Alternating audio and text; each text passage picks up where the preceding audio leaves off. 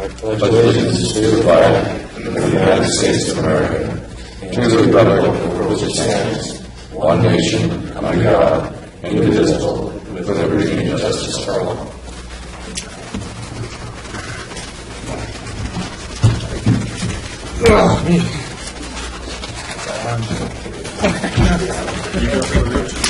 I think before we get started, why don't we go around the room and introduce ourselves, and maybe with Planning Commission or Council. We'll start with Mayor. Don Williams, Mayor. Bruce Robinson, Planning Commission. Roger Sprague, Council. Gary Cunningham, Planning Commission. Susan Waukee, City Council. Steve Griffiths, Planning Commission. Chip Ward, Council. Ted Bryson, Planning Commission. John Bosca with the DPS Associates, consultant working on the TSP project. Darcy Rudzinski, Angela Planning Group, working with John on the consultant team. Deanna Hinton, Planning Commission. Wes Ryan, City Council. Nathan Long, Planning Commission. Nathan, do you also want to hear who's in the audience? I would. Who do we have? If we could start with Glenn Bradley, Public Works. And Stephanie Reed, City Engineer. Gary Full, Philadelphia Region 2. Don Chandler, City Manager. National Planning Department. Richard Townsend, Planning. Paul Christensen, News Guard. Dick Anderson, Citizen. Rich Papicello, City Attorney. Thank you. The purpose of this meeting is to inform the Planning Commission and City Council of the project status and to discuss the draft transportation system plan and recommended policy and code amendments. And I'd like to turn it over to TSP. All right, thanks for having us tonight. I know there are some new faces since the last time we talked to this group, which was quite a while ago, so it's probably might be hard to remember for everyone that was here the first time. If you're hopefully familiar and getting up to speed with what we've been doing with the transportation system plan update, our hope here tonight is now that we're getting near the end and we've got a draft plan in place, we want to introduce you to that. It's an opportunity to hopefully get you up to speed on maybe how we got there and what's in it, an opportunity for you to ask us questions and just better position ourselves to be ready to go through the adoption process this fall. So hopefully we kind of get all in as we go through the couple of hours we've got here tonight. You're free to interrupt me and ask questions as we go. Because again, that's kind of the point of all of this, is to see what concerns or questions you've got and try to get them answered either tonight or soon afterwards, so we're ready for the adoption hearings.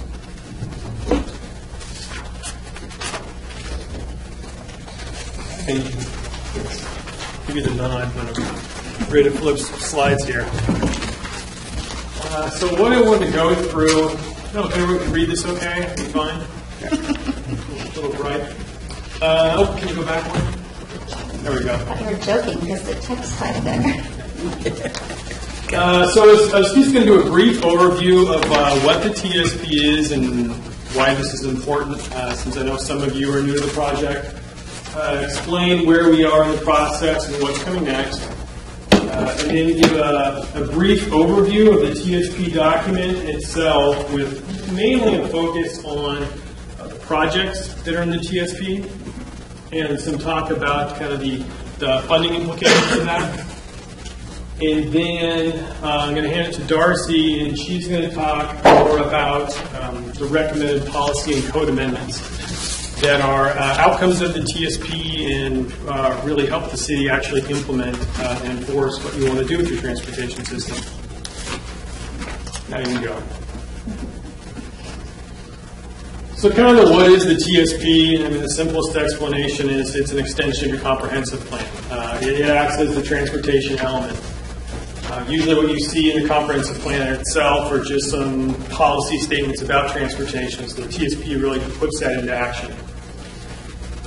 On the why you do it side, not as interesting part as it's just required by the state. You have to do it. But it's a good thing. I've never seen a city regret doing a TSP because they were required to do it. Because there are a lot of benefits to you in that it helps you plan how you want to invest in your transportation system over the next 20 years. So you understand what your issues are. As we do the planning for the transportation system, we're looking at your comprehensive plan, how much growth you're expected to have over the next 20 years, and based on that, how might your current needs change in the future, and where should you spend your money, whether it's for driving projects or bike and ped projects or transit.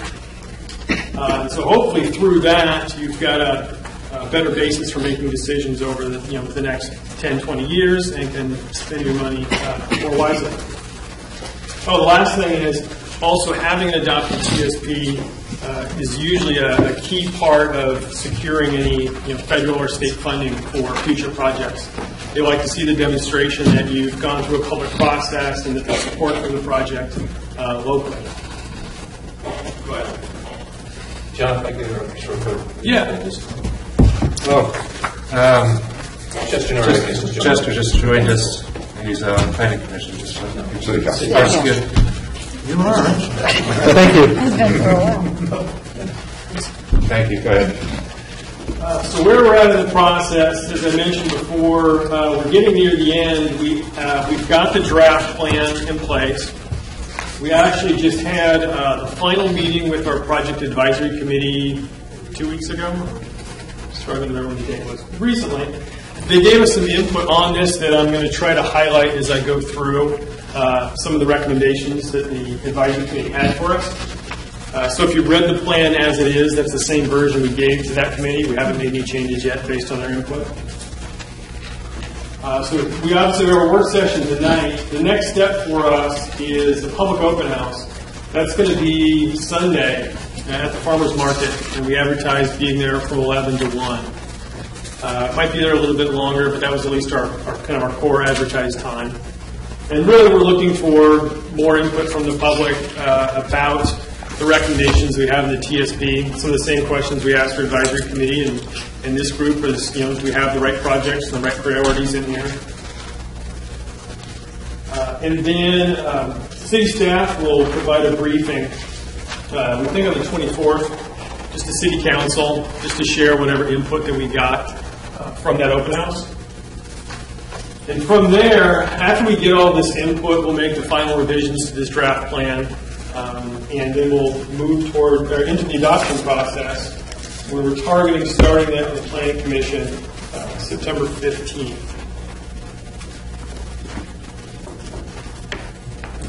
So the TSP document itself, and this is just a table of appendix here, I wanted to highlight a couple of the core elements of the TSP. We've got a chance to look through it and kind of understanding what this is and how it gets used.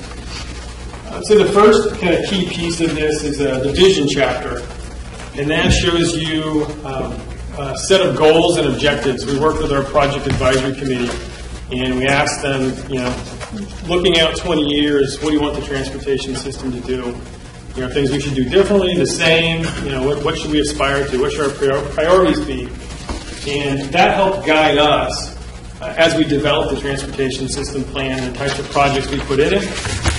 It also is the basis for a lot of the policy amendments that Darcy will talk about later. Another core piece, obviously, is the plan chapter, where that's got all the project recommendations. There's big tables like this and maps that go with it that have quite a few projects for all the major modes of travel in it. I'm going to talk about that in more detail in just a minute. And lastly, I just wanted to touch on the standards chapter. That covers things. Those aren't projects, like you see in these tables, but they give more tools to city staff to help manage the transportation system. So you see things like street design standards and functional classification systems, so they know that such and such street is supposed to be a collector. And then they can look at the street design standards. No, a collector is supposed to be built, this wide. It's supposed to have a bike lane that's this many feet. So as you get improvements done when development comes in or build new roads, you know what they should look like.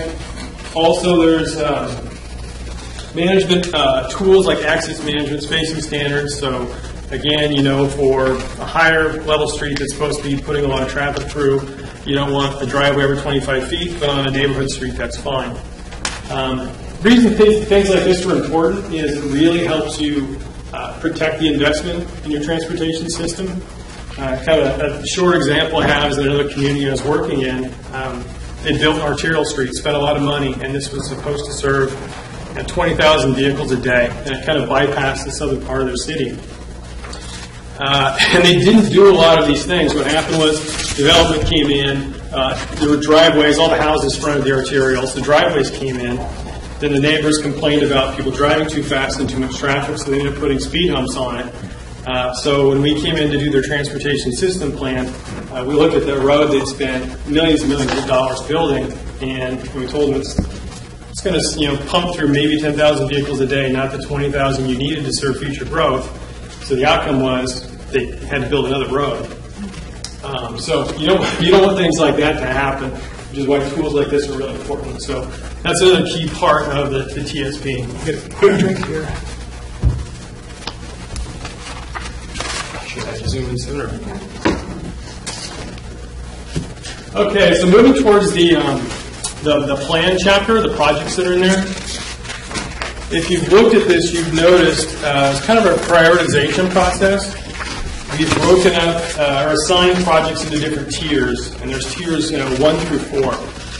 That's partially based on priorities or projects that people said are of highest value, of most interest. But it's also based on the amount of money that we think that the city's actually going to have to spend over the next 20 years. And so we don't want to put higher priority projects or get a lot of expectations that you're going to build a $20 million project that everyone loves if you think you're going to have $3 million. And so what we did was in Tier 1, or earlier in the project, before we got into the projects, we did an assessment based on how much money the city has had to spend on transportation projects over the last, I can't remember, it was 5-10 years or so. And we said, okay, if that holds true over the 20-year horizon, how much money do you think you're going to have to build these projects? And the number that we came up with was around $2.5 million, which doesn't go very far. To add to that, ODOT made an assessment of how much state funds, based on what had happened in the past, might be available over that same time period. And that added another $5 to $10 million. Probably eligible for projects either on the highway or benefited the highway in some way. And so that kind of set the budget for what we call our Tier 1 projects. So those are the projects that we thought were of highest value, but we could still probably fit within that Tier 1 budget. And then in Tier 2... Can you zoom in on that? No, you can a little bit. There you go. Thank you. Sorry, I said to zoom in. Are you tight?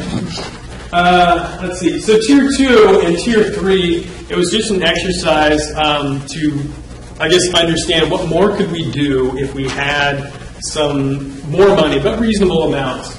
And so if we thought we were going to have $2.5 million, what if we implemented some new fee system, whatever it is, and we were able to double that? So we're able to get to $5 million. The ODOT portion stayed the same. This was just with local funds. So the Tier 2 projects are kind of the next highest level projects of interest that we could fund with that additional chunk of money, and so on. Tier 3 was another $2.5 million. Anything left over was just left put in Tier 4. And so you see terms financially constrained and aspirational plan mentioned in here. The financially constrained is really just Tier 1. It's limited to projects that we are reasonable to think that we can fund. Anything else, whether it's Tier 2, 3, or 4, we're kind of leaving the aspirational plan. One important thing to note before I go on is you're not stuck with this prioritization system.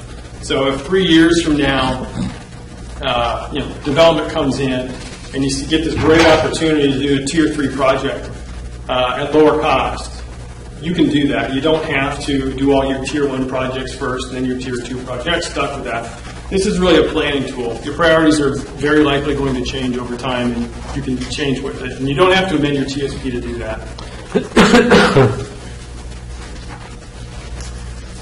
So I'm going to just do a kind of a quick overview of the Tier 1 projects, because I wouldn't have time to go through every project in the TSP. but just the Tier 1 projects that are in here.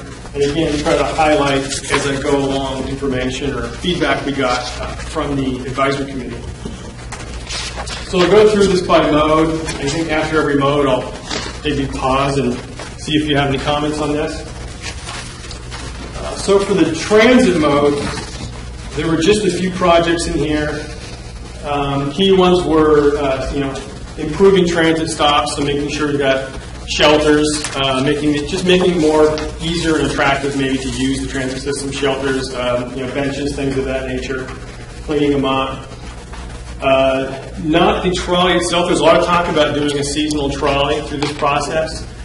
This is really just a feasibility study to look in more detail about the real costs and utility of that. Also, there's a park and ride at the north end of the city, up by the casino. There's actually an outcome of a previous study. And the advisory committee wanted us to move up, and if you have the list, it was Project T5. So it's just working with Lincoln County Transit to see if there are ways to improve the countywide service. So that, based on their recommendation, we plan on moving that up into Tier 1. Before I move on, When you have something like this, is there a way in here we can find out what the expected pricing of the parts are? yeah, if you look in the tables, which I have a little extra, yeah. So you'll see if you have the tables, all of the projects have an identification, and then we're like a T1 or a T2. The T's and the M's don't map really well, but all the other ones, they're actually corresponding maps that go with them right behind the tables, you can see. And these do have prices. And also note the primary funding source that is on here. Again, that was just for budgeting, or this kind of tiering budgeting purpose. It says city or ODOT. It's probably just an indication that it's their facility, so they're the likely primary contributor, but no one is locked into funding anything because it says that. Move on. There's another section of projects we call demand management projects, and these are traditional building concrete and asphalt type things. These are more tools or means to, say, manage congestion. Probably a good example of that is the incentives program that we have in here. We know in the summer that's where you get a lot of your congestion. There are even some big peaks where you have people coming in for the weekend, and again when people leave for the weekend.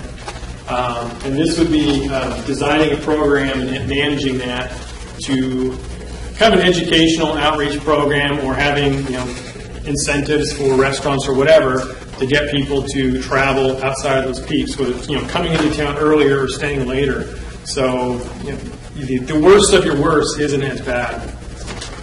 Again, it's knowing we can't build a bypass, there's not enough money. We can't widen the highway, it would knock out half the city, and we don't have the money. And so it's finding ways to manage the congestion. There are other things like parking management, doing a better job of that in the Ocean Lake area, directing people to where the parking lots are, so we're getting more use out of those. People don't drive around as much looking for a place to park. Improving the signing for the tsunami evacuation routes, and things of that nature. There's a couple of notes on this group from the advisory committee. We have a couple projects in here to do real-time traveler information signs. So that could be the gateways to the city. There could be an intermediate one. And, if it's a really bad day with congestion, it can tell people, what they're in for. If it's going to be 20 minutes, to the D River or whatever, instead of the usual 5. It can let them know that, so it adjusts their expectations accordingly. If there's an accident somewhere, it can tell them that. PAC wanted that out of Tier 1, so that may get lowered based on the recommendation. And then another addition that's not in the TSP, when we were talking about some pedestrian crossing improvements in the Cutler City area, concerns over speed came up, particularly people coming into town from the rural area. So a project we may be adding to this section in Cutler City for northbound travel is radar speed feedback signs. So if you're supposed to be driving 35, they come in at 55, it'll tell them what they're driving. This isn't giving anybody a ticket. It's just that feedback so they know. And they've actually been found to be very effective at getting people to slow down when you want them to. And so that's something we'll be adding in here, very likely. Yes? Ms. Nicholson, do we currently have counters at each end of the city, traffic counters that ODOT installed? Yes, we do.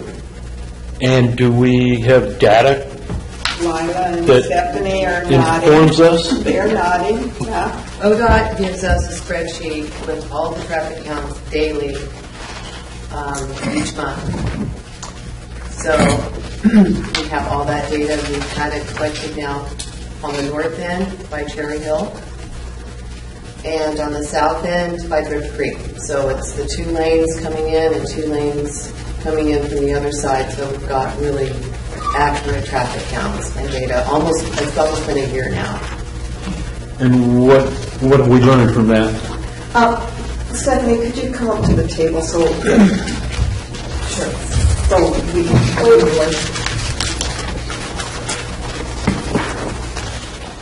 So the traffic counters on the north end and the south end of town have been in place about a year, and ODOT's provided us with spreadsheets of very detailed data of traffic. We haven't done much but look at the information, become familiar with it. We haven't used it to make projections, or I think we did use a little bit of it. John, we used some in the TSP to inform our modeling, the traffic modeling, but it's there and it's a lot of information. We really haven't analyzed it much other than looking at the numbers. So, How discrete is the information, down to the day or the hour or by second or what?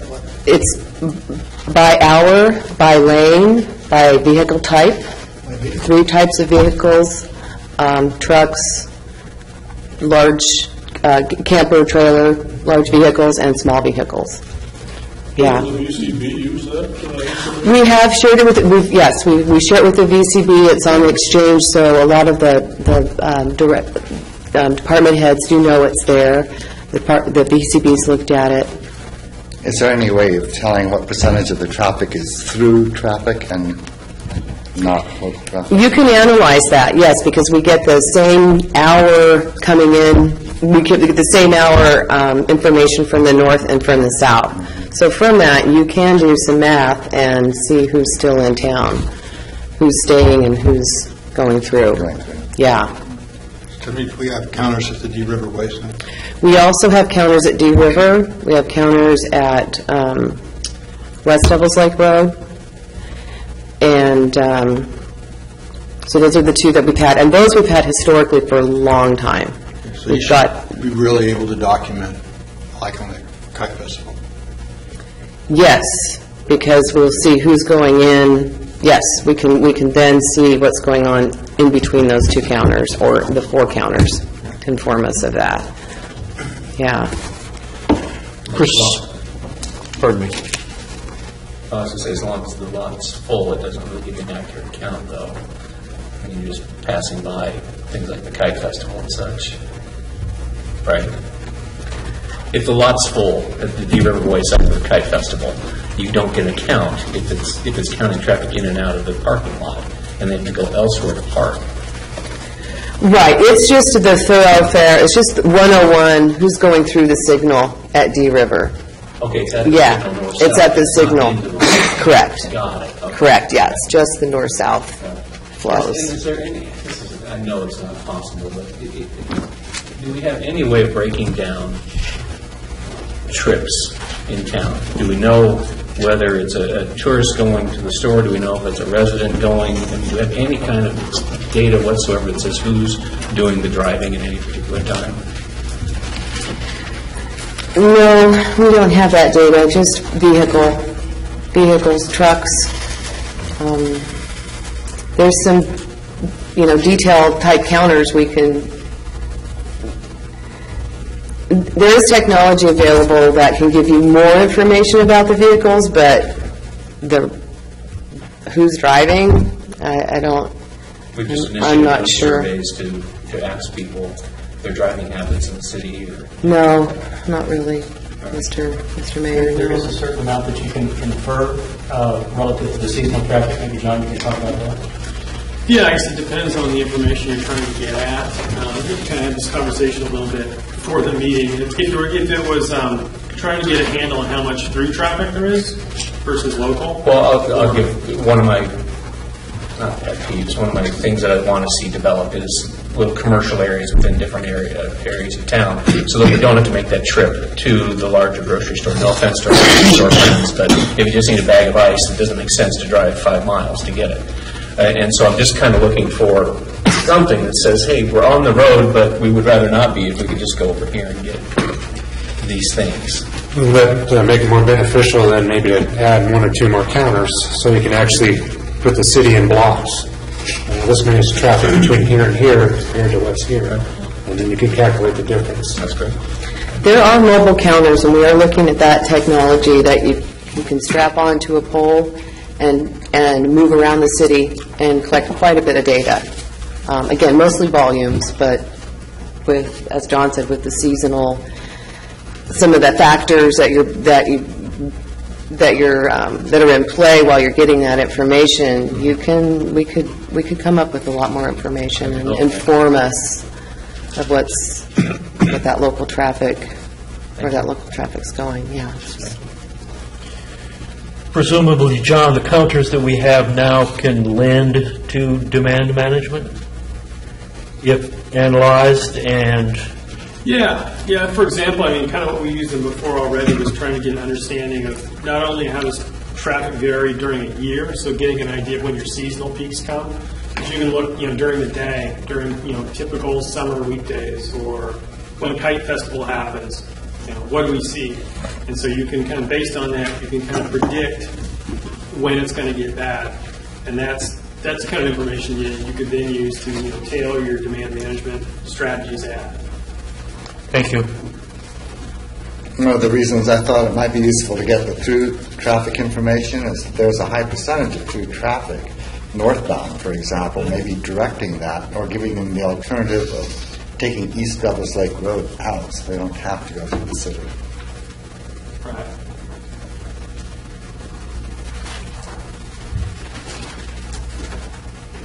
So let's see, I'll go through the driving, walking, and biking modes here. When we broke this kind of part of the presentation up into a north part of the city, and then it's going to pan down to the middle part of the city, and then I'll cover the south part. So it kind of breaks this up geographically. If you can see the maps on your version better than what's up on the wall here, as I go through again, I'm only covering the Tier 1 projects. All of the driving projects are shown on the map. The ones that are using a red instead of the black font. What page are you on? What's that? What page are you on? 40. Thank you. Thanks. So red font shows Tier 1 projects. They're all shown there so you can kind of see everything and how it works together. So covering the roads end through Wacoma area. And kind of one trend you're going to see with the driving projects, we don't have a bunch of new roads, especially not in the Tier 1 section, a bunch of big widening projects, because that would really quickly eat through that $2.5 billion, or even the $5 to $10 million that ODOT has in for the Tier 1 budgeting. And so half the projects I think that have got in here, at least in the northern end, are projects that are already funded. And these are projects up in the north end on 101, where ODOT's going to be doing improvements soon at East Devils Lake Road intersection in Yatsu. Other than that, there's a circulation study to get a better idea of one of our bigger recommendations was shown up here at B1 is putting in a collector street. So the opposite is newly improved East Devils Lake Road. So you've got better east-west connectivity so that everyone's constantly coming up and down and funneling out using 101 as this area continues to develop. So they have more travel options. So again, the project itself's not in there, just a refinement of the concept to get a better idea of where it would go. John, Yeah. I opened my mouth too soon. Page 40 is not this map, and I can't find that map in here. I'll get it in just a second. Hello. Notice for you. Is it? Yeah, I took that map and I split it up into 3 chunks. We're only looking at the northern piece. Excuse me, Tom. Just to let you know, Riley, he's on planning commission, just want to let everybody know. Hi, Riley. Thank you. And then lastly, there's a signal timing improvement in this area west of O's Lake Logan. Although one comment we got from the advisory committee was since we put the project in, it seems to be operating better, so maybe it wasn't as high a priority as it was several months ago. So we've been moving that one down out of Tier 1. And that was just, enhancing the signal timing. And one thing we found, go ahead. Which one was that? I missed it. Which project was that? That was Z6. One thing we found when we were doing that kind of existing condition investigation was a lot of the signals in town were no longer coordinated. So they weren't working together, which isn't very efficient. D5, there at the East Devils Lake Road, is on the ODOT STIP, and it's supposed to occur, I think, next year. Yes. Yeah. So that's funded by the ODOT. So why do we have that in our plan? It's shown in the transportation system plan. The board acknowledged it's going to happen. We didn't discount it from any of the budgeting assumptions. So it's in Tier 1, but as we were using that $2.5 million in local and the 5 to 10 of ODOT for kind of our budgeting, funded projects did not come out of that. Okay. Go to the next one. So kind of the middle section, Ocean Lights for D-Lake. I think there's only one Tier 1 project in here, and it is again a funded project, a city project for improvements on harbor.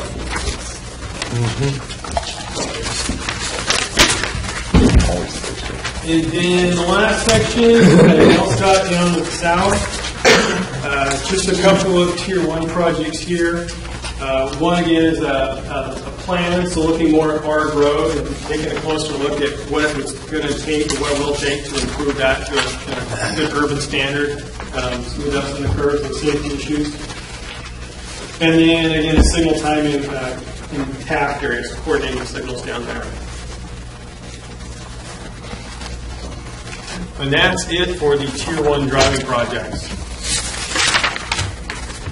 Questions before I move on to walking and do the next one, pedestrian projects? So Dan, I had a question. I'm sorry. Yeah. Looking at the south map, it looks like D12. Is that a planned street? I can only see 2 yellow dots there. I just wasn't sure. On the south map, D what? D12. It goes from South 19th down to 14th. Is that a planned street? To Southeast Mass Extension. Oh, there it is. Yeah, that would be a planned street. Okay. Developer driven. Is that the dirt road that's back there? The dirt right now? It's covered by, it's grown over. Right? Yeah, it's like dirt right now. Yeah. It's not a Tier 1 project, but a lot of those smaller street connections like that, we're anticipating that development probably going to end up changing a lot of that. Well, part of that property there is owned by the casino, which they want to develop that for workforce housing. So in the process of they're developing that probably would be taken care of following our plan. Yeah, that would be the perfect time to do it. And a good reason to get it in an adopted plan so you can actually make sure that's set aside.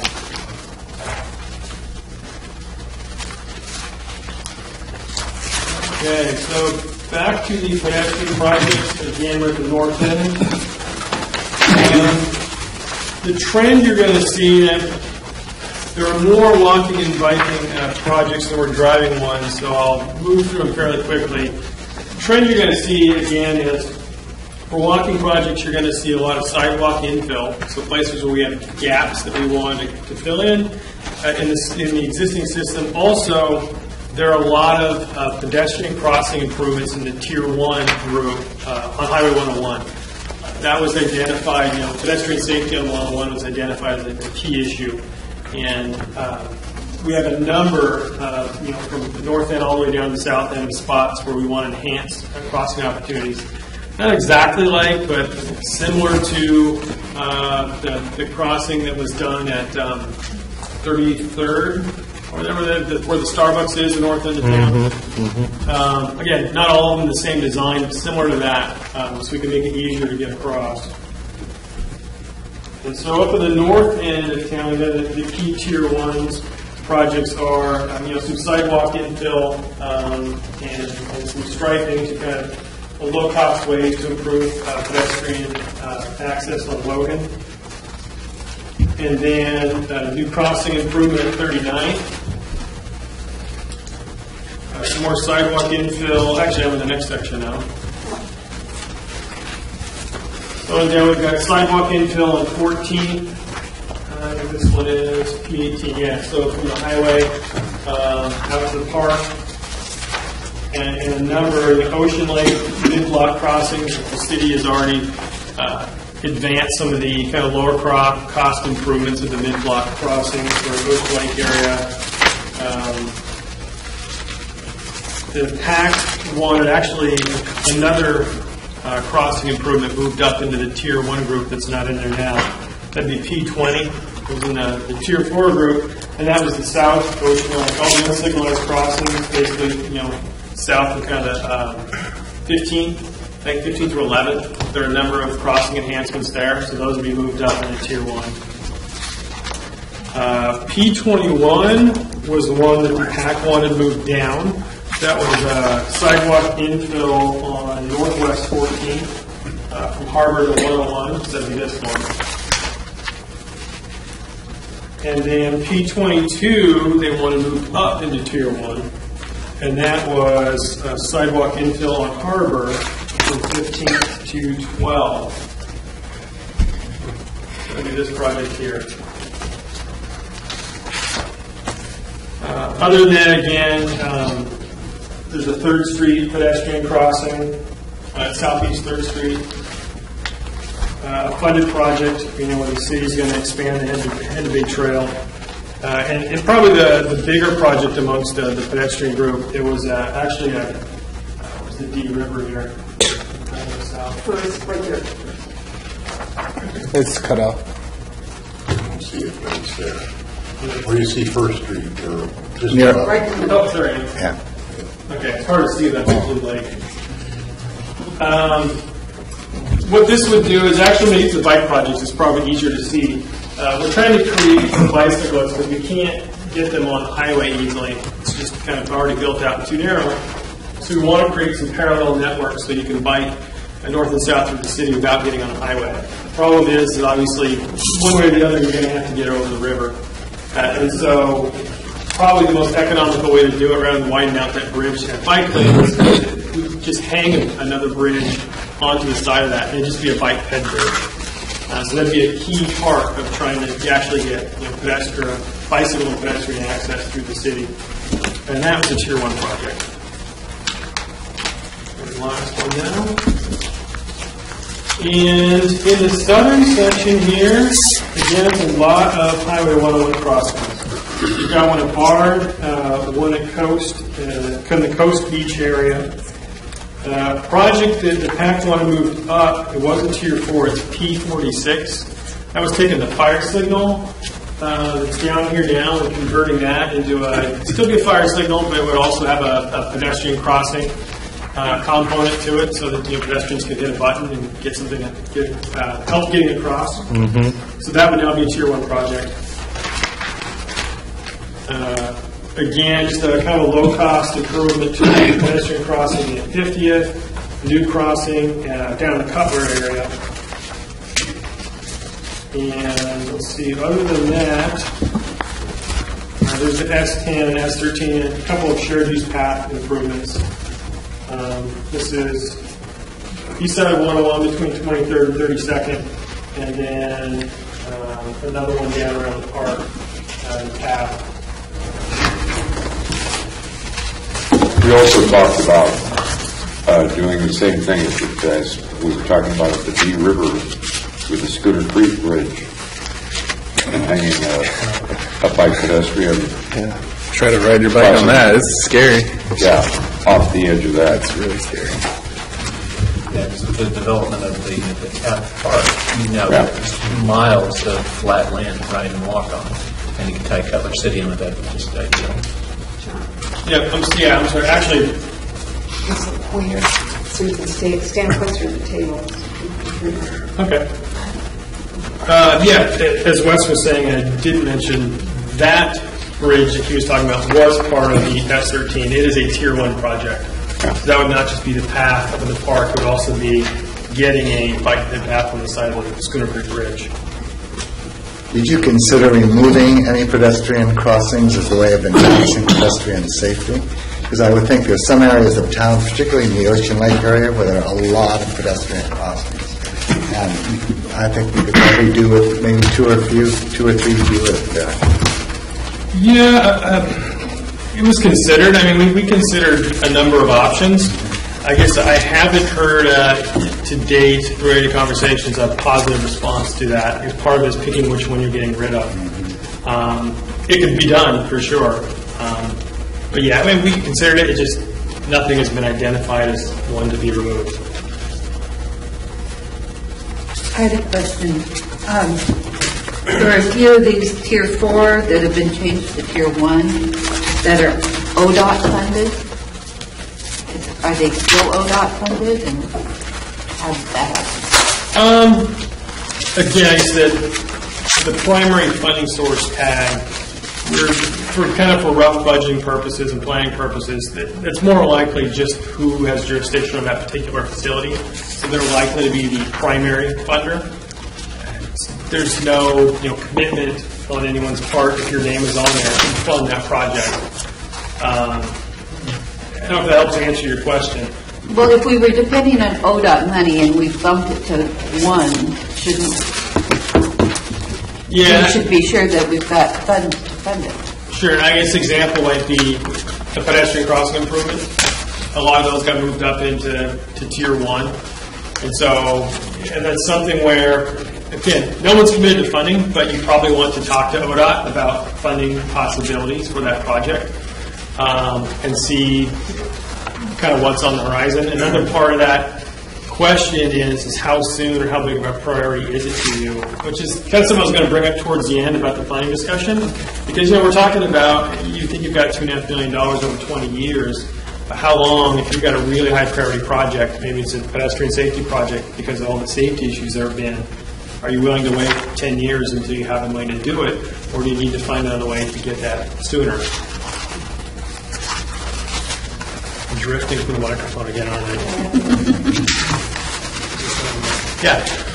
I'm curious, how married are we to the plan? In other words, if a project comes up, either emergency or something we decide to change, are we penalized because it's not in the plan, or do we just have to add it to the plan in order to be legal? You could, if you needed to add it to the plan, right? You could add it to the plan. It's. I don't want you to think that once this is adopted, you can't change it until you do your next TSP update. Like I said, whether that's priorities that are in here, again, if those aren't written in stone, or if you have a new project opportunity comes up, I think if it needs to be in the plan, I would just find a way to get it in the plan.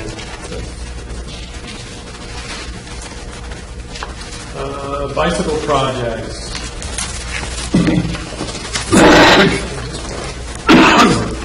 So again, north end of the city, again, one of the big trends you'll see in the bicycle projects, a lot of them are relatively low cost. A lot of them just involve striping or signing improvements. Really don't have money to do a lot of road widening to add bike lanes. I mean, there's a few shared use path improvements in here, which I've shown. But so for the most part, you're going to see lower cost paint.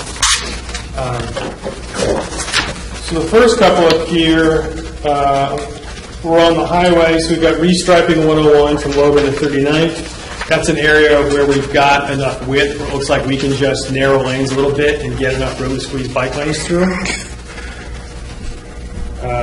Then there's improvement number, or segment 4, B5. Again, it's restriping the highway from 25th to 21st. Retains the parking in the 5 lanes. It's kind of the same thing. We think we've got width. There's enough width there, we can take some of it for bikes. Is there any plan to put more signage up, like share the road signs along the highway? Not specifically in the plan, but that can certainly be done. Yeah, that's something that's, a low-cost operational fix like that, you wouldn't need to have in your TSP. That's something you could just talk to ODOT about and do with that kind of lead.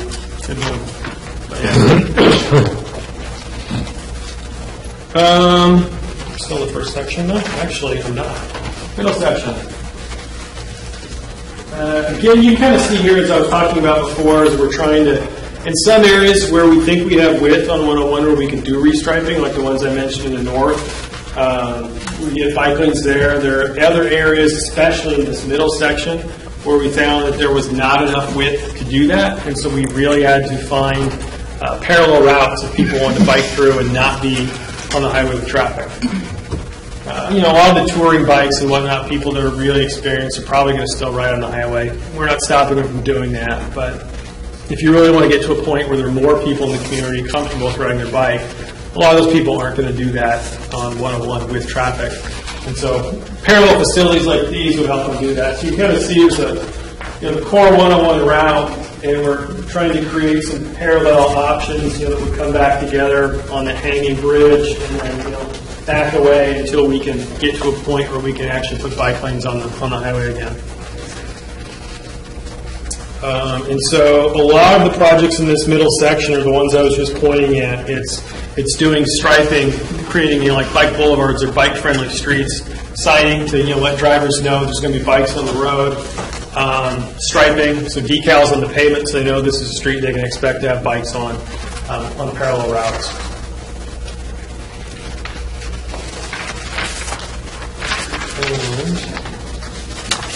See, in the last section for the bikes, the big one here was in the Taft area. We noticed there were 3 sections in town actually through this project where we looked at potentially reducing the number of lanes on the highway. This was something that came up actually through the walking and biking plan as a way to get bike facilities on the highway. I think the 3 spots we looked at were in Ocean Lake, D Lake, and Taft. And what we found is, obviously if you're taking lanes away from traffic, you're balancing something. You're getting facilities for bikes, but now there's less capacity for cars. And how much less capacity for cars is acceptable to get the facilities on? And what we found at Ocean Lake and D Lake, there's a lot of cars. Taking those lanes away would result in a lot of congestion. So we're not doing it there. We're not proposing taking those away in that area. In Taft, we actually found there's a lot of extra capacity left, even through the next 20 years. And if we took a 5-lane road and made it a 3-lane road, so you still had a center turn lane for cars and you just had one traveling in each direction, it was going to operate probably better than any other spot in the city still over the next 20 years. And it's pretty consistent. You've got 2 lanes coming in and out of town from the south. It's going to turn into 2 lanes pretty soon as it gets up in at the Spanish Head. Mm-hmm. And so this would make a consistent 2-lane instead of doing the, as it does in several spots, it widens out and goes back. This would make a uniform cross-section. It's listed here as a bike project because what we would do, actually all of the improvements that were done to the Taft area, all the beautification improvements, probably fine just as they are. You're not tearing anything out. This is pretty much all paint. And what you would do is you take the outside travel lanes that are there now, and you could restripe those. So you'd have it's 12 feet. Each of those is probably 12 feet wide. You really only need, say, 6 feet for good bike lanes. So you've got another 6 feet. So you'd take the inside half of it, and you paint it off. So you've got what you call a buffered bike lane. So there's a lot of separation between people riding their bikes and their cars. A lot more comfortable than a typical stripe between them. Yeah, question?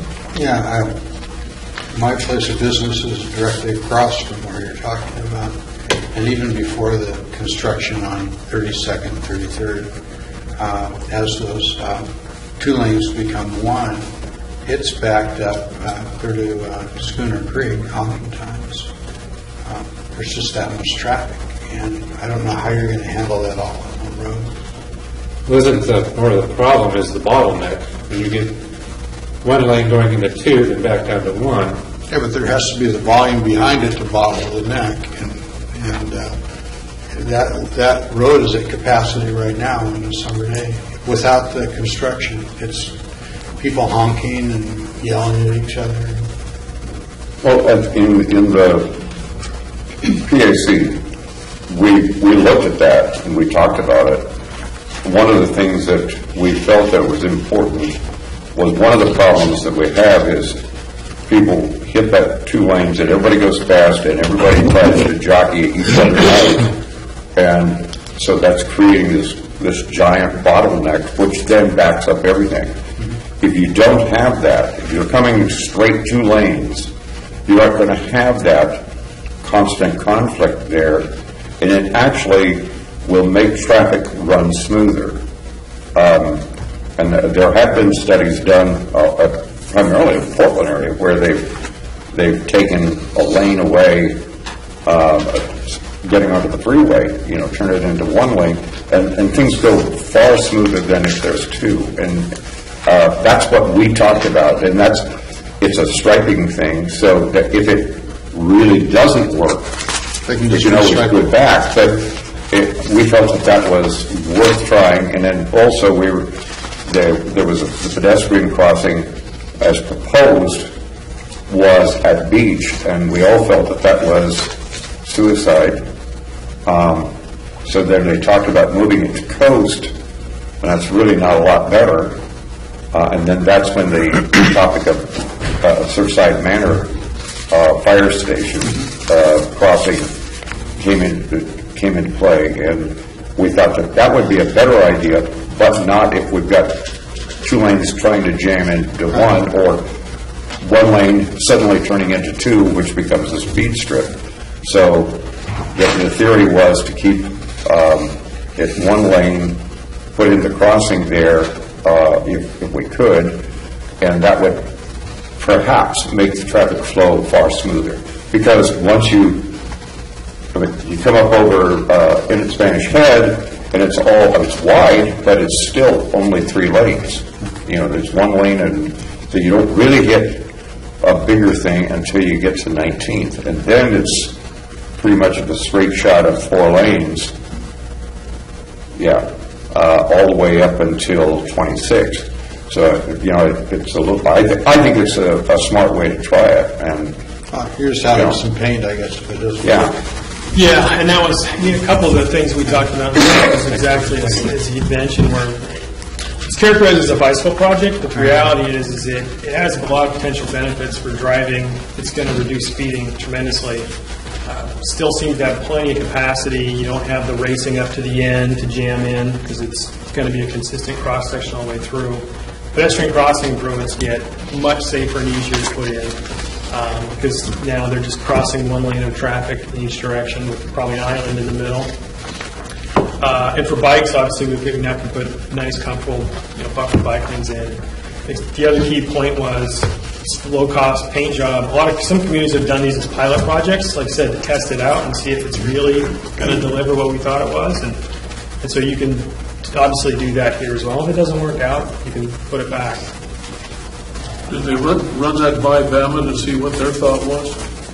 Kip? No. By who? We are representative of Bama. The area merchants. I'm sure that we did. You may. Did we? Well, I was there, but I don't know if I was representing Bama. No, I thought that there was a Bama representative on that back. I don't recall that there was. So Brian Gibson, maybe? Brian? Is it Brian? No, it's not Brian. No. You're talking about Dennis? Quick No, question on his that. son. Is who makes the determination whether it's working or not? Bob's old. Well, as far as traffic congestion? Yeah, let's say we do it. Yeah, Who says? The gauge that we used is, ODOT has mobility targets to kind of, for all their highways to say, okay, this is what we'd like it to operate within, measure congestion. In the Taft area, unlike pretty much every other area in the city, in the summer, we saw a tremendous amount of congestion. We couldn't meet the targets. So another outcome of this, kind of in the standards discussion that I had mentioned was acknowledging we can't meet those targets. ODOT will be, the city's, making a request to ODOT to adjust those. So they're more attainable. what we saw in Taft was the congestion was so much lighter than everywhere else, even in the summer. We were able to meet those targets, and so we didn't see what we called a congestion issue, and certainly not compared to the rest of the city. That was the yardstick that we used for that. And then that takes into account emergency vehicles and all. Yeah, and again, emergency vehicles, traditionally I haven't seen a problem with that kind of design, especially because, again, the bike lane, that we're talking about painting in, it's paint. And so if a fire truck or an ambulance needs to come through, there's plenty of room for people to pull over still.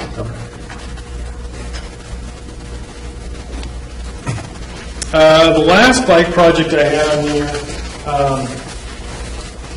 was an interim project. Again, the Schooner Creek, hanging the bridge, pretty expensive, might be a while till you get it.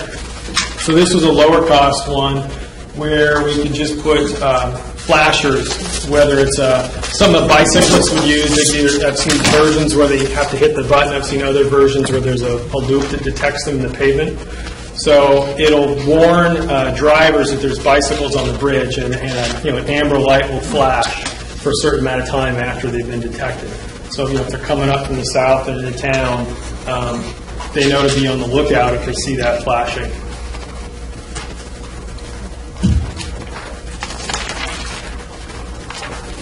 Any other comments on the projects? As far as, was there anything? I have several, and maybe I should just email them to you. I took the numbers, the project numbers, off of the website, volume 1, and they don't seem to be exactly the same as what we have here. And I don't know what I've done wrong, but anyway. Yeah, maybe I'll talk to you later about that. I'm not sure what that would be. Yeah, because there's just some traffic calming I want to make sure that are in here, and I just need some time to look at it. Okay. They have some comments. Any other questions or comments? I mean, were there projects you were expecting or hoping to see, or any other priorities? The light at Holmes Road. Is that brought up? Wayfaring projects that in the system for bikes. Oh, yeah. Wayfinding, I'm sorry. Yeah, that's certainly something that we could put in. Was there one of the discussions we've had in my mind is we can look at bicycling as transportation, we can look at it as recreation, and I think Lincoln City doesn't lend itself to it as a mode of transportation. It's recreational, given weather. I know there's people who ride their bikes all the time. But what I want to see is a way for people to know where they're at and how they can get around easily on their bike. It'll aid transportation, not just recreation. But I think we really need a much better signage system.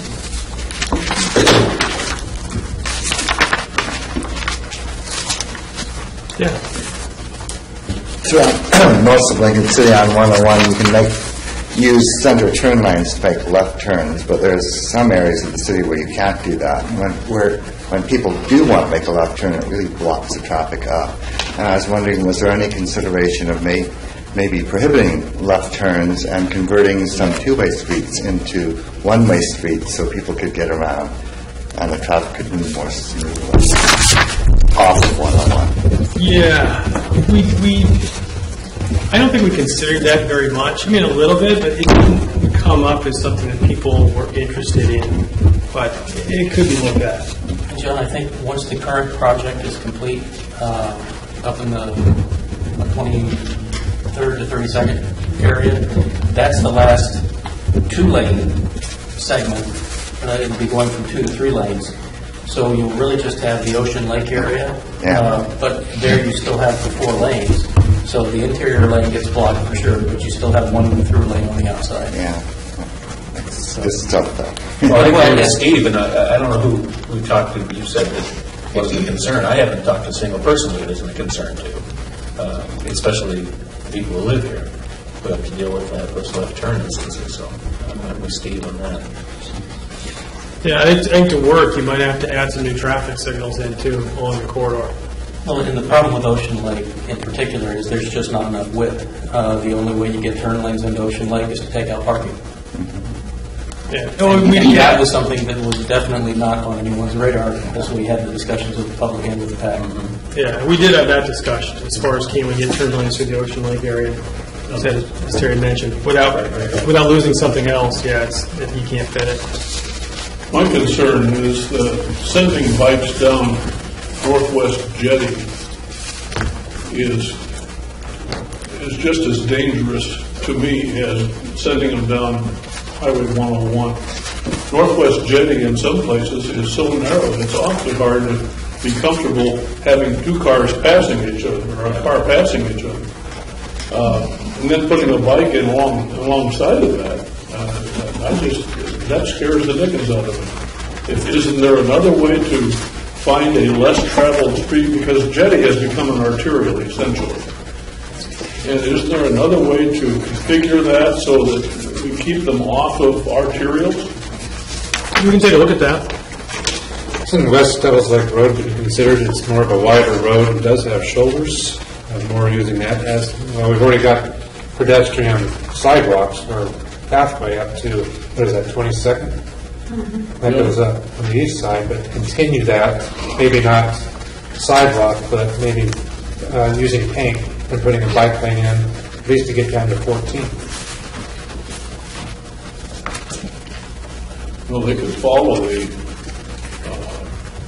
Bay-to-Head trail and go up 22nd, because we're now going to be reconfiguring that intersection by the school. We could go south from there down to Orr, up over Orr, across West Devils Lake Road, down to 6th, and work their way out to 101 if they wanted.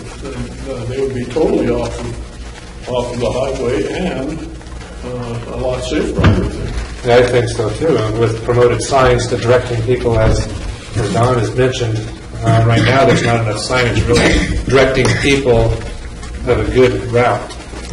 Mm-hmm. And I think that should be more of a priority to get, not just the vacationers, but the locals too. Yeah, well, Urban Renewal has a project on the books now where we're going to add a bridge where that little slough is just before you get to 22nd coming south. So that would even open up more bike traffic that way. Yeah. One of the discussions early on, not only with the PAC, but with the last time we went through biking, whatever, a number of years ago, is the bicyclists, number one, don't want to use the back roads, West Devils Lake Road. They want to be out near the ocean. That's number one. Number two, they would rather ride down the highway than ride a neighborhood street. Neighborhood streets scare them. They feel more comfortable on the highway. I mean, after all, they've just come however many miles on Highway 101, and places that thing is quite narrow from the north and from the south. And they were lucky to get here. Yeah, right. So they don't feel as intimidated as we think they should feel, and that's one of when we tried to put we got a grant from the ODOT years ago to create an alternate bike path when Kathleen was city manager, and the bicyclists didn't want it. They wouldn't use it. They preferred using Highway 101, period. Well, and again, that gets back to the transportation issue. They're using it as transportation. If we've got a 12-year-old on the Stingray, it's the same thing. But he's not going to try to climb 22nd and go up more. No, I understand, but we're prioritizing, and my money's on the kid in the neighborhood. Yeah, it gets back to what you're putting the facility in for. I think our intent is to make biking more viable as a transportation option. I mean, you're not going to get the touring bikes off the highway. They're not going to go over to Jetty or anywhere else. And I'm going to stop beating this dead horse, but the transportation of what? If I'm at a hotel and I brought my bike, if I'm at Kip's place and I just want to get down to 51st to hang around at Moe's, I need a safe way to get down there. That's my transportation. I'm not talking about coming in from Portland, going down to Newport.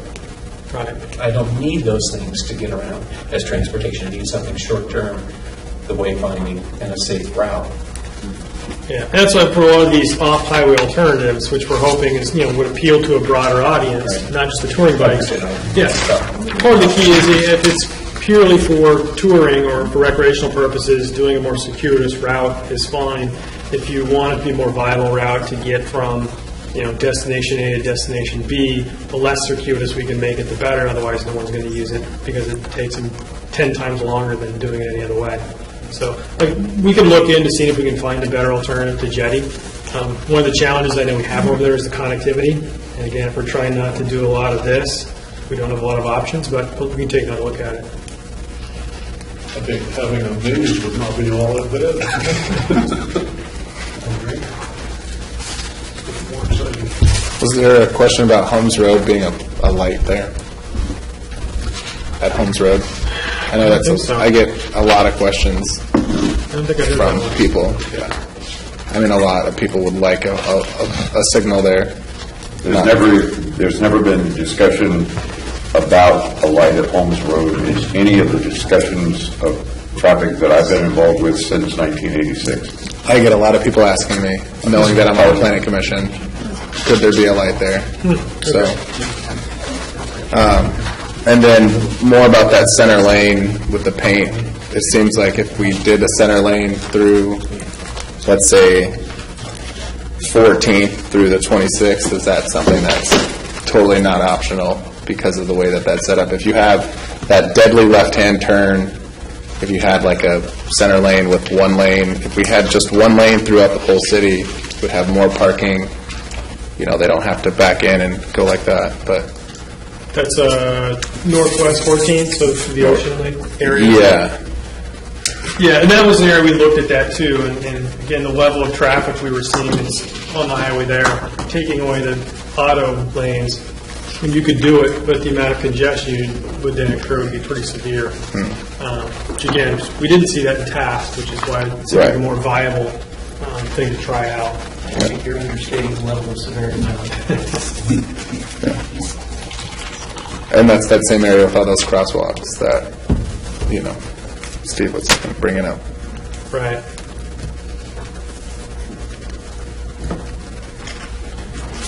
So your list of all these options in the plan section back here, has there been a priority given to them, or it's just they come in phase 1, phase 2, and phase 3, and then it's going to be our decision at the council level to push this one, or which projects to do first?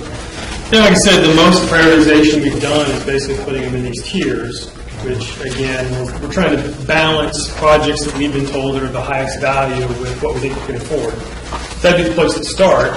You can deviate that from that at any time. But I don't see any recommendation as far as this is priority 1 and this is priority 101. No, there's nothing that specific. Did you look at any of the existing hazards in the arterial streets in the city? Jetty, others, some of the more congested areas as far as housing. Did you look at safety issues in those areas? I guess looking at safety, one couple of ways we would have done that is one, we looked at, records of any crashes that have occurred.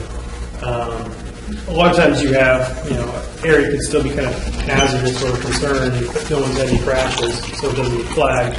The other is through the conversations we've had with community members and the community and whatnot.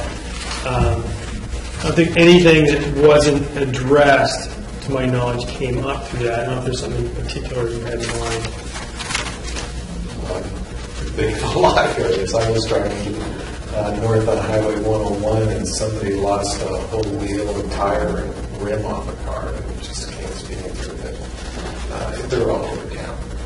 Most of the locals know the spots to look out for, so they're pretty protected. It's the tourists that get there at home and the streets are washed that probably have more of the issues.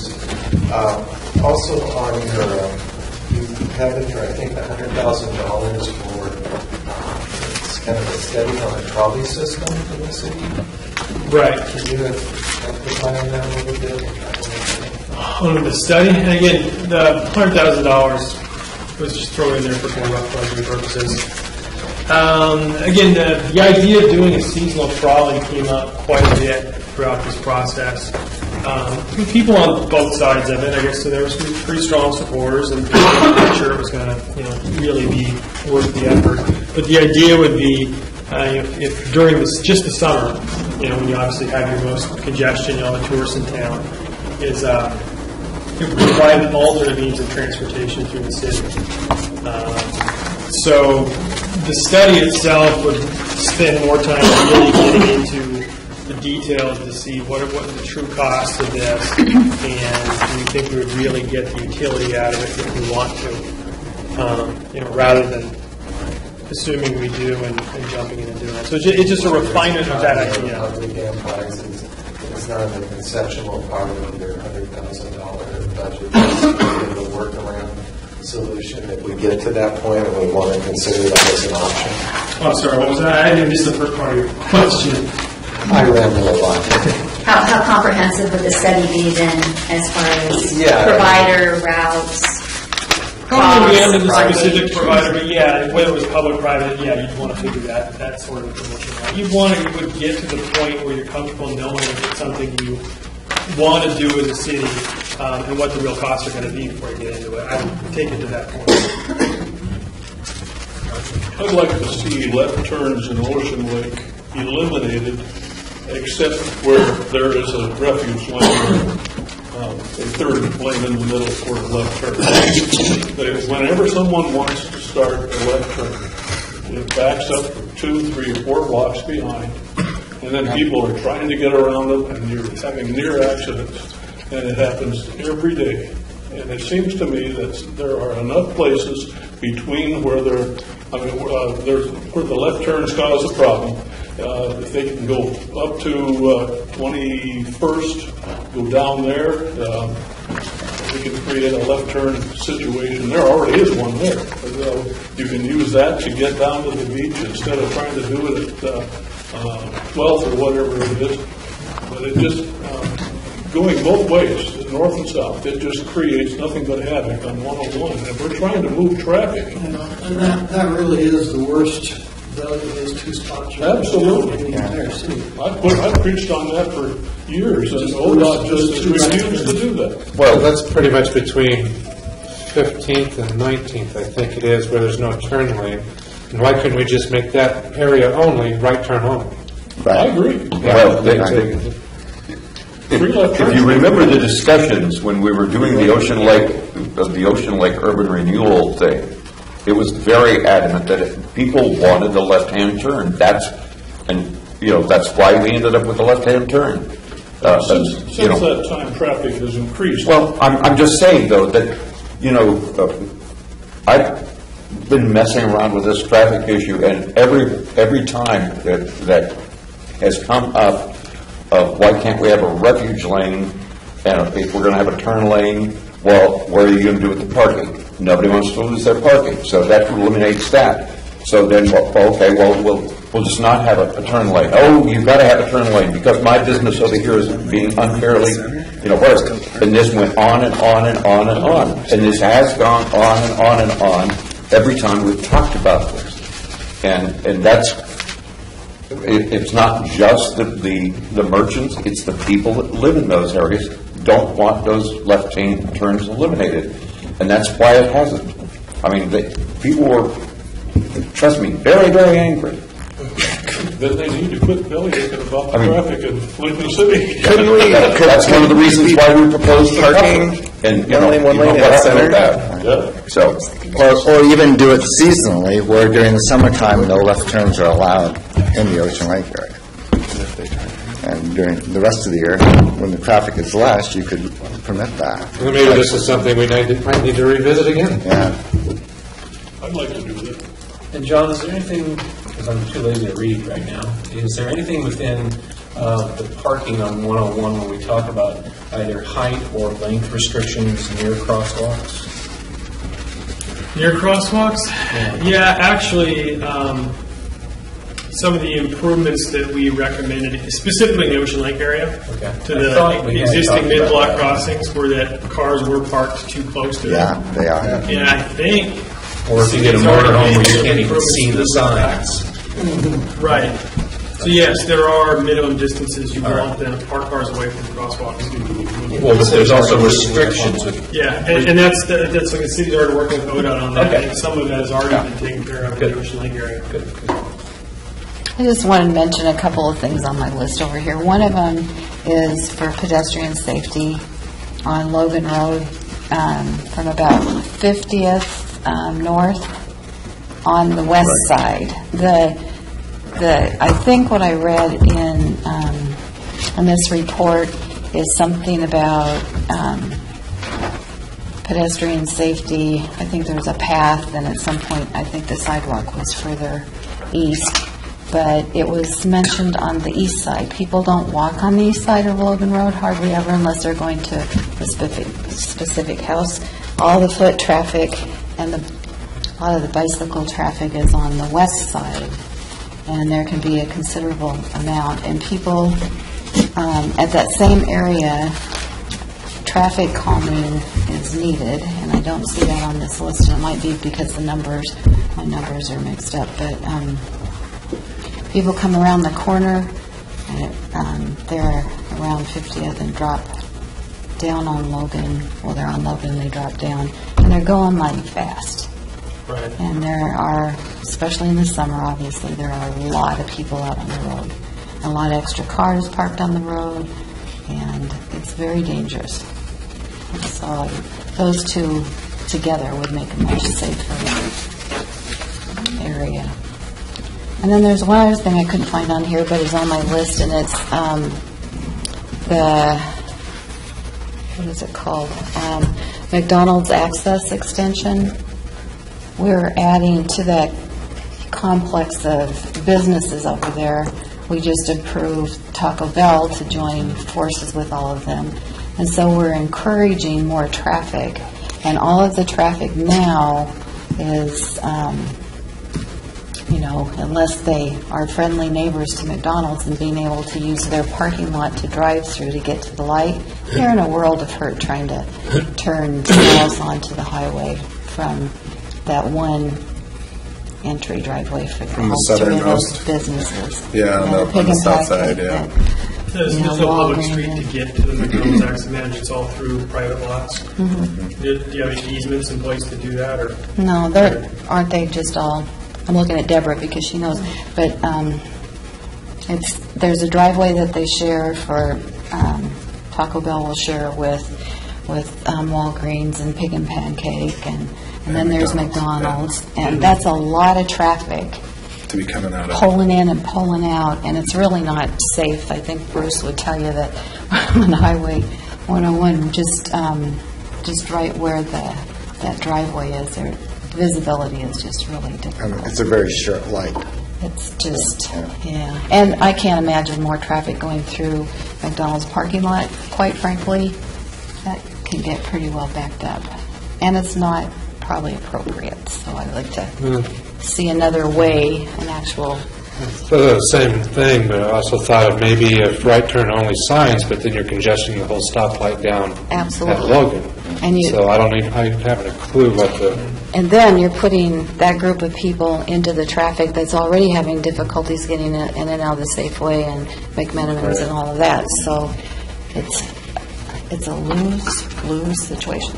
That is a major intersection that ODOT is continuing to look at. You're from ODOT, and that's that Logan Road Highway 101 intersection is on a study plan, but I don't know. And where is that? Last I heard, that's what they were still trying to figure out. That's on your list, though, right? I believe that is the tail end of the one project that is planned for. Yes, that's part of the STIP. Yeah. That's part of the STIP project. So presumably we're working with you guys to try to optimize that signal as best we can, but I don't know that there's a amount more that can be done to squeeze operations out of work. Yeah, the STIP is just for bicycle.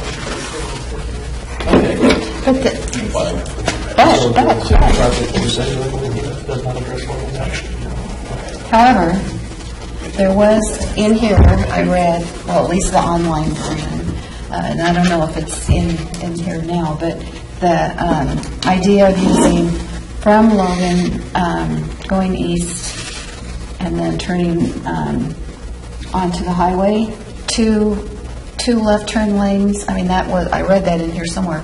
2 left turn lanes, and then the straight one that goes into McDonald's would also then turn into an also straight or right turn lane. So there'd be 2 right turn lanes, and then 2 left turn. That would help with some of that.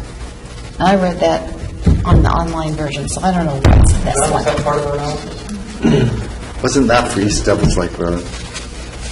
No. Okay. No, because this Logan Road's a mess.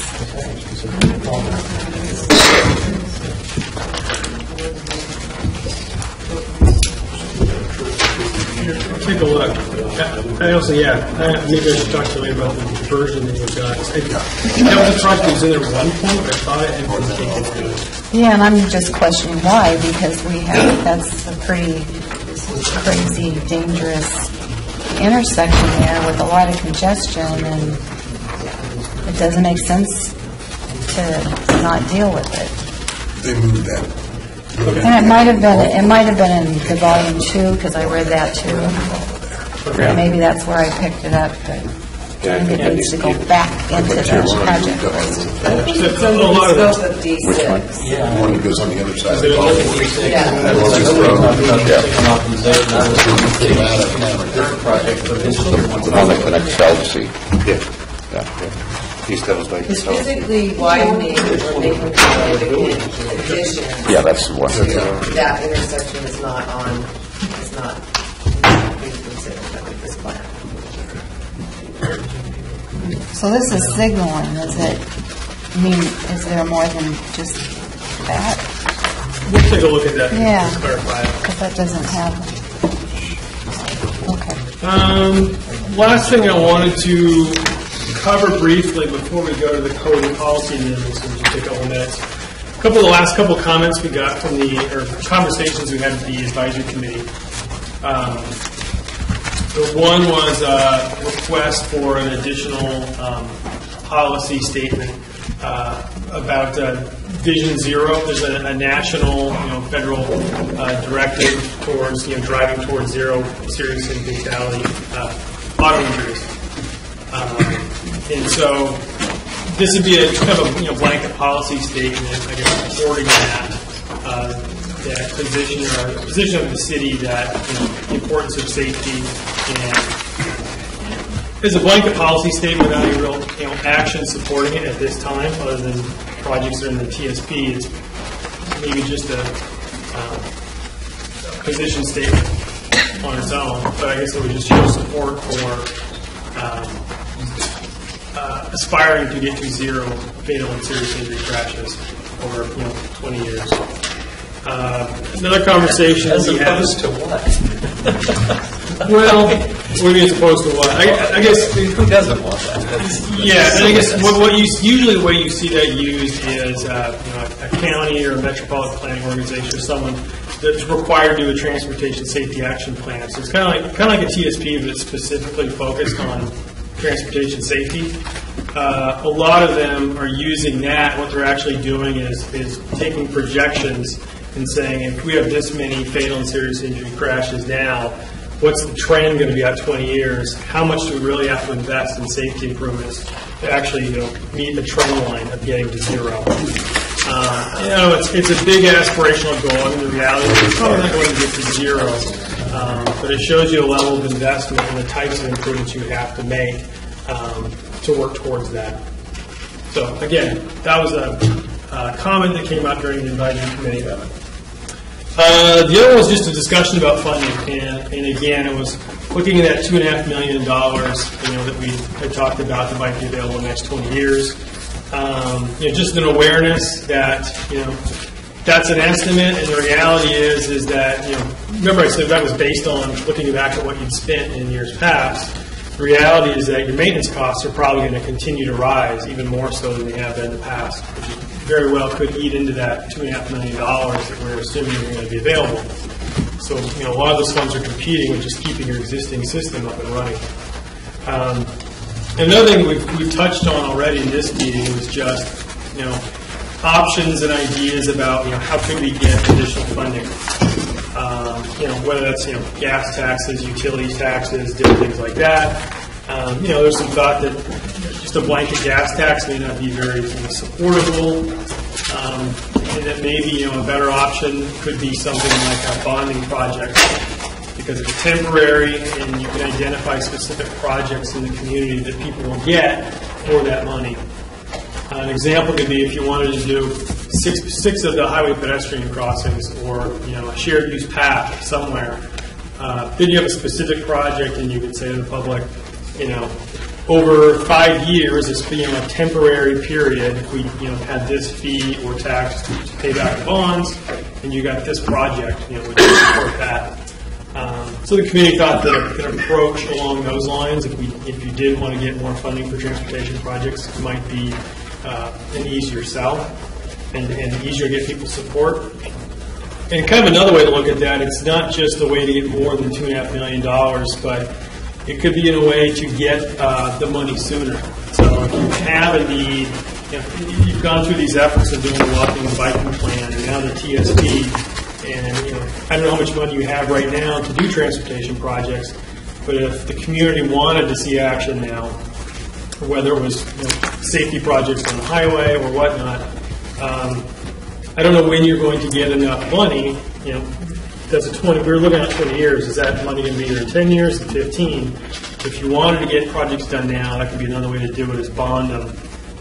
If you could get that approved, that way you get the money up front and you can pay it off, from the life of the project. But those are conversations we had. The funding issue is not something that you have to deal with, as part of adopting the TSP. This is just usually a good time and platform to have that conversation, because we are looking at things that we want to do, and there are obviously financial realities to accomplishing that. Was there any discussion about possibly approaching the voters about transferring money from the TRT to more road and sidewalk improvement? That came up at one point in the project. Not an expert on the legal aspects of that. My understanding, I think what we were told at the time, was that there were restrictions on how you could use that. Right. Yeah, and it would take a vote. Right, and so the understanding that I had is that maybe you were maxed out on what you were using it for now, but it's something you could talk about. It just, the only caution I have is it's probably restricted, so I don't know how much you can count on it, as far as using more of it than you do now.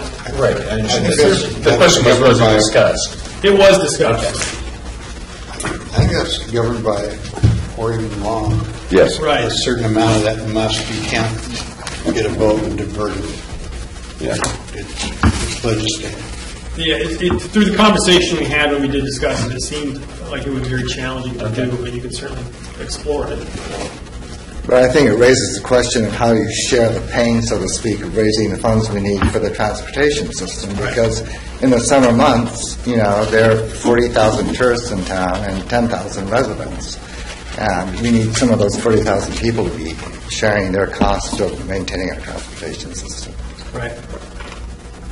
No, yeah, especially in a community like this, that's a big part of the funding question is the who pays part. Right. And how do you design whatever revenue system, to distribute the costs as you want to. Well, right now, the tourists, specifically the ones that stay in motels, are the ones that are paying for it. Yeah. The street fund is funded by the TRT taxes, period. See, I didn't know that, and I think it would be useful maybe to put a paragraph in the next version of this that explains what the current sources of transportation funding are. Yeah, there is in the volume 2 in the appendix. Yeah, there was a memo. Put it in this one. Yeah, because more people can use it. Yeah.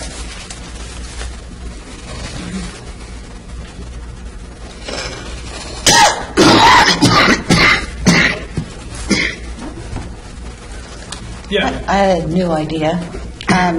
And this might seem a little strange, but I think it might work just because it's quirky enough. But the idea of the bike boulevards is a very popular idea in a lot of different cities. I know Portland has great success with theirs. And at first there's a little bit of rub with the people who live on those streets, but then they it's been working out. And so to be able to fund that, it's mostly striping and signage and things like that, so it wouldn't be a real big expense. But maybe we could experiment with a GoFundMe type of a thing where people from all over would have an opportunity to help pay for that. And it might work because there's a lot of bicyclists. And they may not come here to use it, or they may throw in a few dollars and then come and use it. I mean, I think it could be worth a try. All right, thanks. One more question, and I'm going to hand it to Darcy. Was any consideration given for taking our two-lane streets, let's say 28th, 30th, 32nd, and making them one-way directions, and then 27th, 29th, and 31st going the other way? So there'd be one-way type streets. And then you could have sidewalks, bicycle lanes, and traffic. The only time I can recall that came up, going way back here, that came up as part of the walking and biking plan. Correct me. There were some recommendations to convert a few streets to one-way, so you can take half the road, a portion of the road, and put in bike facilities. Through all the conversations that we had with the community members, committees, and whatnot, feedback that we got was that there wasn't a tremendous amount of support to do that. Those were those particular ideas. But other than that, those one-way streets didn't come up. We didn't really get to the detail of doing on those local streets. We didn't really talk about that, but there are some places, I know what you're talking about, and people are parking alongside, so it seems like maybe we could figure out. Well, it seems like a cost-effective way to utilize dollars to provide expertise. Jonathan, you're incorporating the walking and biking plans in as part of the TSP on adoption, or referencing it. That could be something that you follow up on, the city follows up on further, looking maybe for specific examples, trial locations where they could see how it works. Hi, Darcy. Excellent. So we're going to just take a few more moments of your time and talk about your comprehensive plan and municipal code.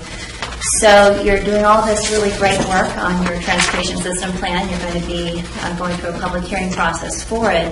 But at the same time, you need to ensure that you have a policy foundation that supports that plan. And you also need to have a code, municipal code, that ensures that future development is supported by your system and also contributes to that system. So what we've done as part of this process, we as the consultant staff and also your city staff, is we have taken a look at your existing policies, which you have adopted today in your comprehensive plan related to transportation. And we've taken a look at your municipal code and tried to find some ways that maybe we could improve it so that it works better with achieving the system, the transportation system that you are planning for. So you have those recommendations. They're in a technical memorandum. It's number 11. It's part of the infamous volume 2 that I know some of you were not able to get down to Tech 11 probably because it's in the hundreds of pages. But it is there for your consideration, and we would like you to take a look at those recommendations.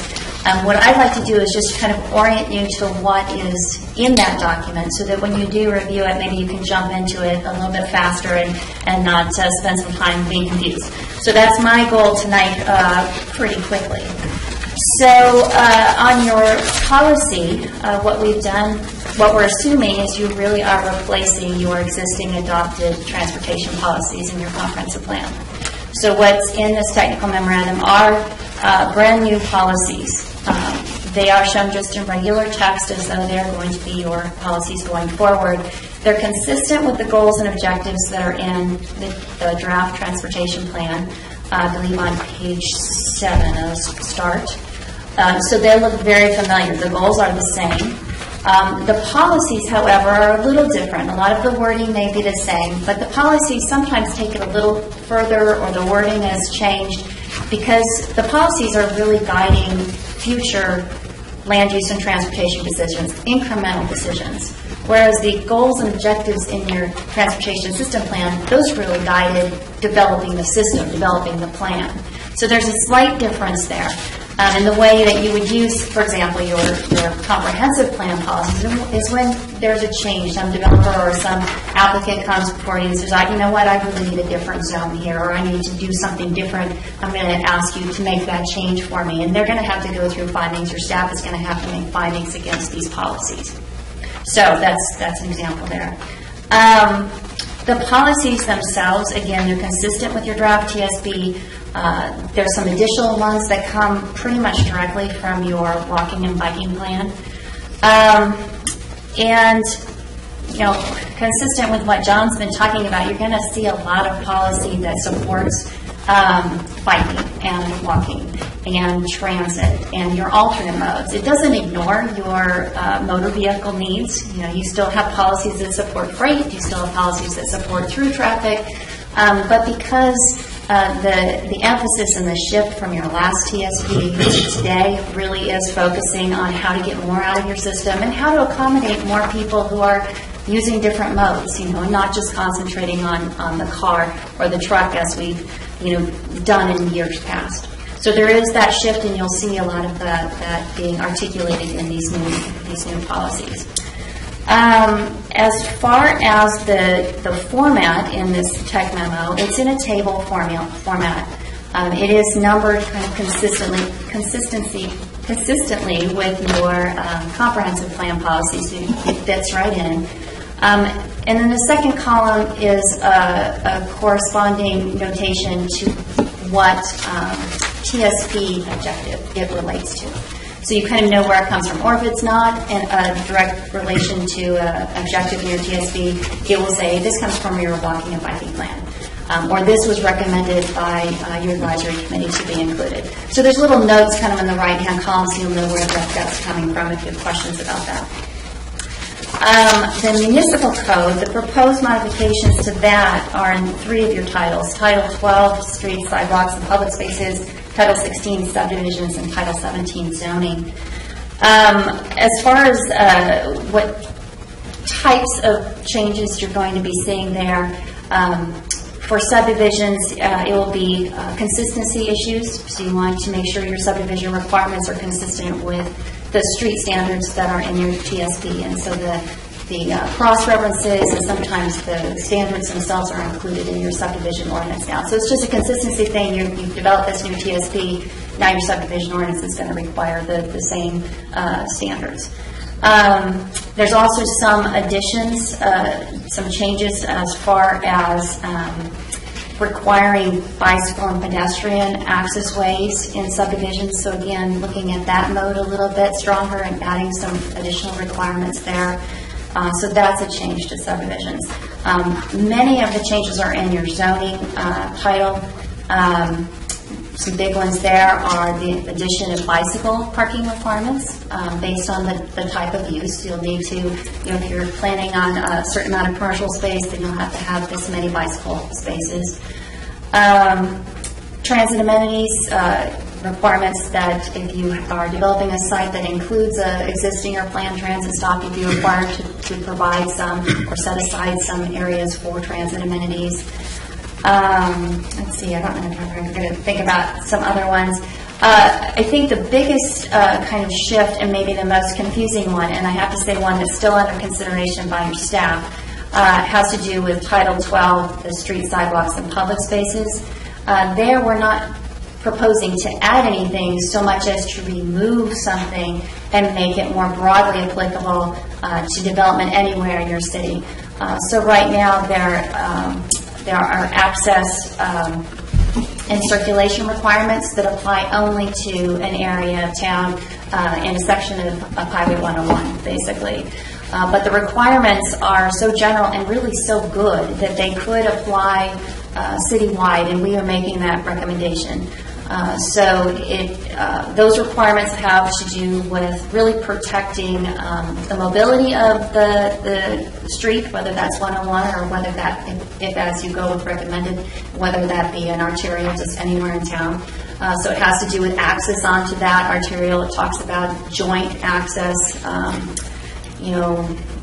safety as far as how the access is, clear vision areas around the access.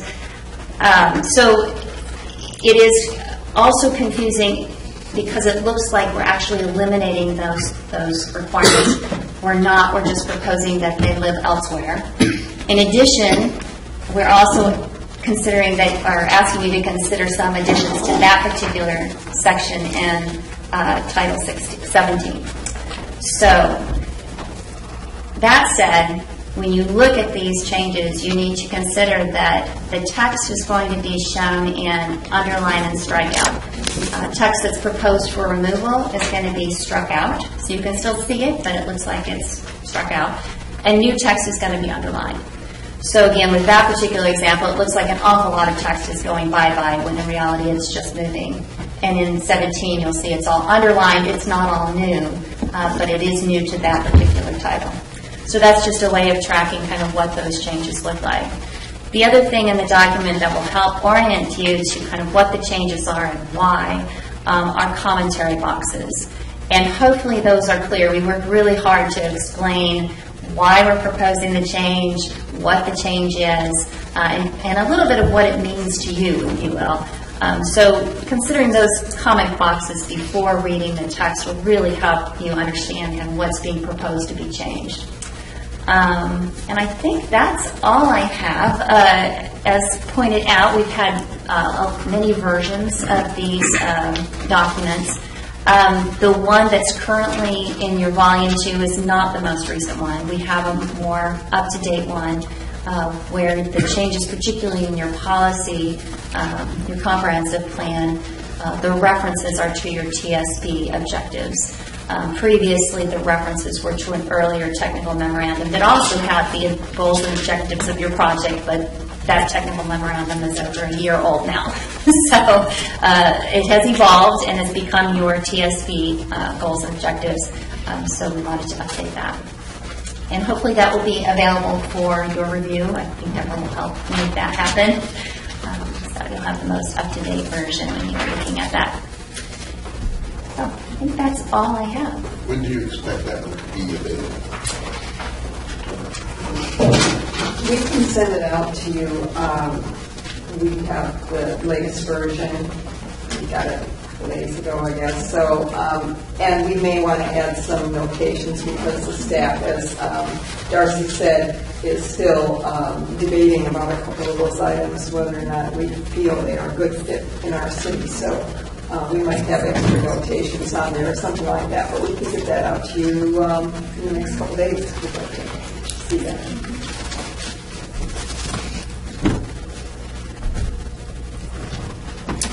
Ready? All right. I don't know if there are any questions on that. Or there we go. Questions. What to do next? Okay. I was going to say, if not, I was just going to throw out or encourage everyone to show up at the farmers market from 11 to 1. See what fellow citizens, probably tourists as well, have to say about transportation issues and what we're recommending. I was writing down the comments that I've got here. We'll look into this as well and try to answer as many of these as we can. Again, the idea of putting us in better position once we get to the adoption process to be able to answer any hanging questions that are out there or make any changes to the plan that need to be made to satisfy everyone. And with that, I think those are really the next steps. As remember, as I said, after the farmers market, you'll get a briefing on the input that we got, and after that, we expect to be going to the Planning Commission. And just to clarify, John, it's Sunday the 9th. It is. 11 to 1, Kennedy Center. Yes. Is that a noticed meeting? Community or it was advertised. Cultural Center. It is advertised. It was advertised. If more than 3 counselors are there, then it's okay. That's a quorum. Is it a quorum? Yeah. Yeah, no, I guess it depends on what you're doing at the farmer's market. You might have to rotate into our booth. We have to be very careful about it. Yes. Just as long as we're not discussing, we're good to go. Well, I won't be there. Unless, of course, somebody observes you. We can go, we just can't talk to anyone. For you guys can, we can. Yeah, you got the same. No, I'm just kidding. Public meeting laws. All righty, great. Thank you so much. Thanks for the great presentation. Very informative, had great questions, great participation. Look forward to seeing the draft cleaned up. And thank you to the planning commission for sharing our meeting time. Sure. Does anybody have any final comments before I adjourn? Does there anybody want to comment? Yes, Chester. I wonder if you could pass on our appreciation and thanks to the PAC and the TAC who spent hours and hours of meetings, and appreciate the advice and the help and the guidance. All righty. Reminder of planning commissioners that we do have 3 meetings this month. Next one 11th and the 18th, I believe. So on that, we're adjourned.